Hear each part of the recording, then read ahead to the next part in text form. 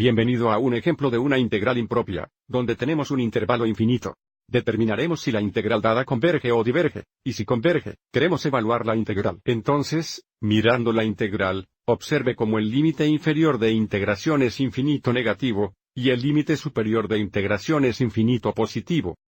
Entonces, para una revisión rápida. Porque tenemos un intervalo infinito, en el intervalo de infinito negativo a infinito positivo, primero vamos a escribir la integral como dos integrales separadas. Al dividirlo usando una constante c, cualquier constante entre infinito negativo e infinito positivo.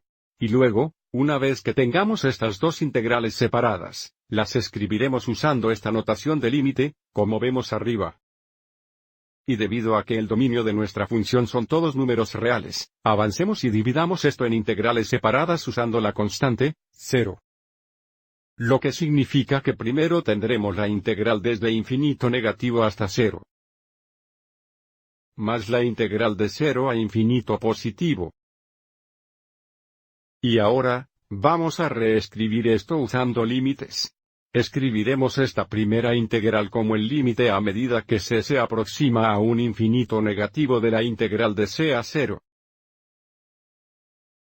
Más el límite cuando c se acerca al infinito positivo. De la integral de 0 a c. Ahora, lo integraremos y determinaremos los límites. Entonces, para la integral de 1 dividido por la cantidad 1 más x al cuadrado.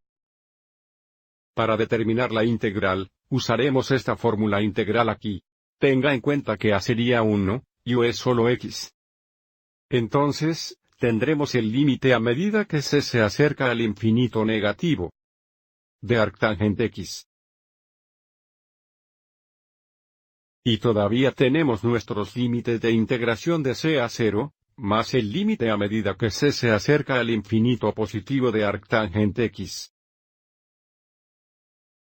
Los límites de integración son de 0 a c, lo que significa que tendremos el límite a medida que c se aproxima a un infinito negativo de arcotangente 0. Menos arcotangente c, más el límite cuando c se acerca al infinito positivo de arctangente c, menos arcotangente 0. Y ahora, para encontrar estos límites, observe que el arcotangente 0 no se ve afectado por c, por lo que para el arcotangente 0, estamos buscando un ángulo que tenga un valor de función tangente de 0. Entonces, si miramos la gráfica de la función tangente, notamos como el valor de la función tangente es 0, donde θ, el ángulo, es 0. Entonces, aquí tendríamos 0 menos, ahora c se acerca al infinito negativo. Estamos buscando un ángulo tal que el valor de la función tangente se acerque al infinito negativo. De nuevo, volviendo a nuestro gráfico, observe cómo el valor de la función tangente se acerca al infinito negativo, ya que nuestro ángulo, θ, se acerca al pi negativo sobre 2. Entonces, tendríamos menos pi negativo sobre 2. Además, ahora c se acerca al infinito positivo, por lo que para el arcotangente c, donde c se acerca al infinito positivo, estamos buscando un ángulo, θ, tal que el valor de la función tangente ahora se acerca al infinito positivo.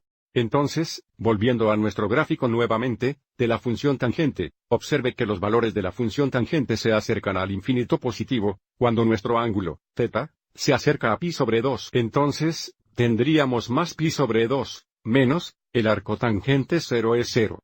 Observe cómo esto sería un pi positivo sobre 2 más un pi positivo sobre 2.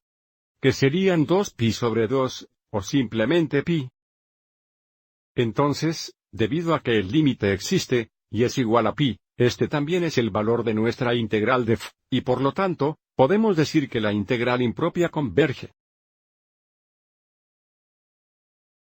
Y también porque el integrando, o la función, 1 dividido por la cantidad 1 más x al cuadrado no es negativo en este intervalo infinito, podemos decir que el área bajo esta función y encima del eje x, aunque no esté acotado, sería igual a pi unidades cuadradas.